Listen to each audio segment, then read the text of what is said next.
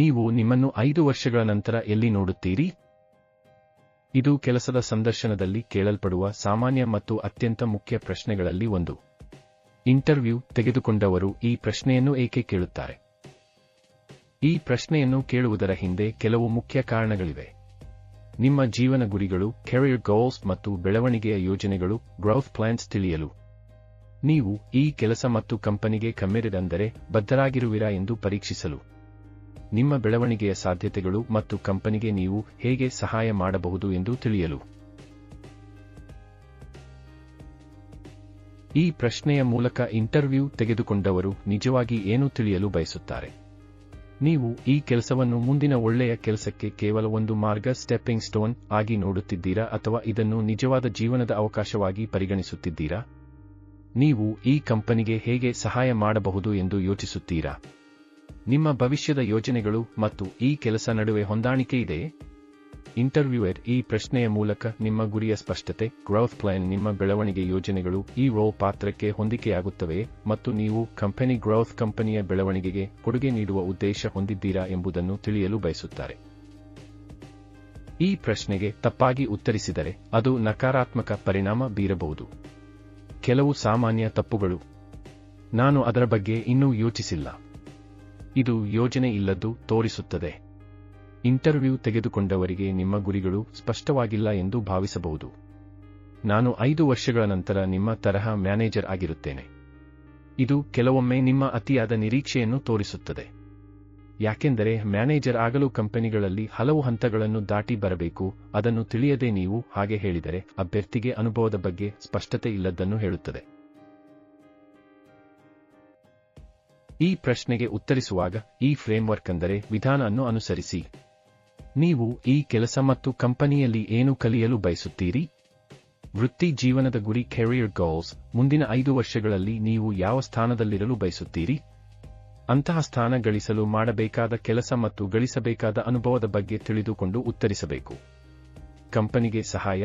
ನೀವು ಈ ಕಂಪನಿಗೆ ಹೇಗೆ ಸಹಾಯ ಮಾಡಬಹುದು ಎಂದು ವಿವರಿಸಿ. ಇದು ನಿಮ್ಮ ಸ್ಪಷ್ಟತೆ, ಕ್ಲಾರಿಟಿ, ಬದ್ಧತೆ, ಕಮಿಟ್ಮೆಂಟ್ ಮತ್ತು ಬೆಳವಣಿಗೆಯ ದೃಷ್ಟಿಕೋನ, ಡೆವಲಪ್ಮೆಂಟಲ್ ಪರ್ಸ್ಪೆಕ್ಟಿವ್ ತೋರಿಸುತ್ತದೆ. ನಾವು ತಿಳಿಸಿದ ಫ್ರೇಮ್ವರ್ಕ್ ಅನ್ನು ಬಳಸಿ ಫ್ರೆಷರ್ ಅಭ್ಯರ್ಥಿಗಳಿಗೆ ಸೂಕ್ತವಾದ ಮಾದರಿ ಉತ್ತರ.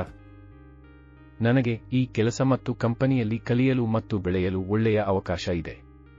ಮುಂದಿನ 5 ವರ್ಷಗಳಲ್ಲಿ ನನ್ನ ತಂತ್ರಜ್ಞಾನ ಕೌಶಲ್ಯಗಳು ಮತ್ತು ಸಮಸ್ಯೆ ಪರಿಹಾರ ಕೌಶಲ್ಯಗಳನ್ನು ಹೆಚ್ಚಿಸಿಕೊಳ್ಳಲು ಪ್ರಯತ್ನಿಸುತ್ತೇನೆ. ಈ ಕಂಪನಿಯ ಬೆಳವಣಿಗೆಯಲ್ಲಿ ನಾನು ಒಂದು ಪ್ರಮುಖ ಸಹಭಾಗಿ ಆಗಲು ಬಯಸುತ್ತೇನೆ ಮತ್ತು ನನ್ನ ಕೌಶಲ್ಯಗಳನ್ನು ಬಳಸಿಕೊಂಡು ಕಂಪನಿಗೆ ಮೌಲ್ಯ ಕೊಡುವುದು ನನ್ನ ಗುರಿ. I see a great opportunity to learn and grow in this job and company. Over the next 5 years, I aim to enhance my technical skills and problem-solving abilities. I want to be a key contributor to the company's growth and use my skills to add value to the organization. That is my goal. ಅನುಭವಿ ಅಭ್ಯರ್ಥಿಗಳಿಗೆ ಉತ್ತರದ ಉದಾಹರಣೆ. ಮುಂದಿನ 5 ವರ್ಷಗಳಲ್ಲಿ ನಾನು ವೈಯಕ್ತಿಕ ಮತ್ತು ವೃತ್ತಿಪರವಾಗಿ ಬೆಳೆಯಲು, ಹೆಚ್ಚಿನ ಜವಾಬ್ದಾರಿಗಳನ್ನು ಸ್ವೀಕರಿಸಲು ಮತ್ತು ಕಂಪನಿಯ ಯಶಸ್ಸಿಗೆ ಅರ್ಥಪೂರ್ಣವಾಗಿ ಕೊಡುಗೆ ನೀಡುತ್ತಿರುವುದನ್ನು ಕಾಣುತ್ತೇನೆ. ನನ್ನ ಕ್ಷೇತ್ರದಲ್ಲಿ ಪರಿಣತಿಯನ್ನು ಇನ್ನಷ್ಟು ಬಲಪಡಿಸುವ ಜೊತೆಗೆ ನಾಯಕತ್ವ ಕೌಶಲ್ಯಗಳನ್ನು ಬೆಳೆಸಿ ಕ್ಲಿಷ್ಟಕರ ಸವಾಲುಗಳನ್ನು ಎದುರಿಸಲು ಸಿದ್ಧನಾಗಲು ಪ್ರಯತ್ನಿಸುತ್ತೇನೆ. ನನ್ನ ಗುರಿಯು ಕೇವಲ ಉತ್ತಮ ತಂಡಗಳನ್ನು ಮುನ್ನಡೆಸುವಷ್ಟೇ ಅಲ್ಲ, ಕಂಪನಿಯ ದೃಷ್ಟಿಕೋನಕ್ಕೆ ಹೊಂದುವ ಪ್ರಭಾವಶಾಲಿ ಯೋಜನೆಗಳನ್ನು ಹಮ್ಮಿಕೊಳ್ಳುವುದು ಕೂಡ ಆಗಿದೆ. ನನ್ನ ಅನುಭವ ಮತ್ತು ಕೌಶಲ್ಯಗಳನ್ನು ಬಳಸಿಕೊಂಡು ಕಂಪನಿಯ ಬೆಳವಣಿಗೆಯಲ್ಲಿ ಪ್ರಮುಖ ಪಾತ್ರ ವಹಿಸಲು ಮತ್ತು ದೀರ್ಘಕಾಲಿಕ ಮೌಲ್ಯವನ್ನು ಒದಗಿಸಲು ನಾನು ಶ್ರಮಿಸುತ್ತೇನೆ. ಇದರಿಂದ ಸಂಸ್ಥೆ ಮತ್ತು ಅದರ ಹಿತಾಸಕ್ತಿದಾರರಿಗೆ ಲಾಭವಾಗಲಿದೆ.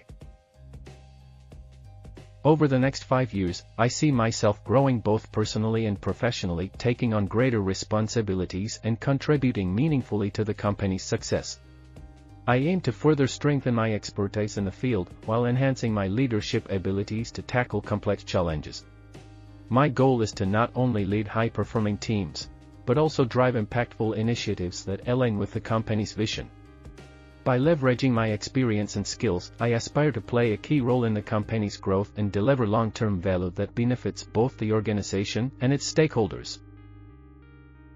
ದಯವಿಟ್ಟು ನಾವು ಹೇಳಿದ ವಿಧಾನವನ್ನು ಬಳಸಿಕೊಂಡು ನಿಮ್ಮದೇ ಆದ ಉತ್ತರವನ್ನು ರಚಿಸಿ, ಅದನ್ನು ಪುನಃ ಸುಧಾರಿಸಿ. ಇದರಿಂದ ನೀವು ನಿಮ್ಮ ಇಂಟರ್ವ್ಯೂನಲ್ಲಿ ಈ ಪ್ರಶ್ನೆ ಕೇಳಿದಾಗ ಧೈರ್ಯದಿಂದ ಉತ್ತರಿಸಬಹುದು ಮತ್ತು ಇಂಟರ್ವ್ಯೂ ಪಾಸ್ ಆಗಬಹುದು.